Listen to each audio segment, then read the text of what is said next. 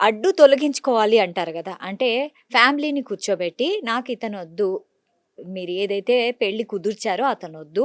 నా లవర్‌ని నేను పెళ్లి చేసుకుంటాను అని చెప్పలేకపోయింది అంటే, సమాజం నుంచి వచ్చే క్వెషన్స్ ఉంటాయి గదా! అవి తను ఫేస్ చేయలేకపోవడం వల్లే ఒకసారిగా చంపేస్తే ఇంక ఎవ్వరు ఏ క్వెషన్ అడగరు గదా! నన్ను పాయింట్ చేయరు గదా! అనేసి ఏమన్నా ఉంటుందా?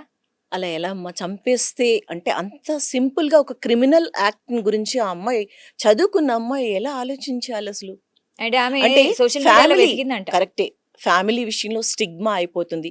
ఇంత మ్యారేజ్ అరేంజ్‌మెంట్స్ అవుతున్నాయి. ఇవన్నీ ఆపేయాలి అండ్ కన్విన్స్ చేయాలి ఫ్యామిలీని. ఇవన్నీ కష్టం అయ్యుండొచ్చు. కానీ ఇది డిజిటల్ వరల్డ్. వాళ్ళు ఏ నేరం చేసినా తప్పించుకోలేరు. హ్మ్. ఇంత తెలివైన పిల్లలు, ఇంత చదువుకున్న వాళ్ళు మనం చేసిన నేరం బయట పడిపోతుంది అని ఎందుకు ఆలోచించలేకపోతున్నారో నాకు అర్థం కావట్లేదు.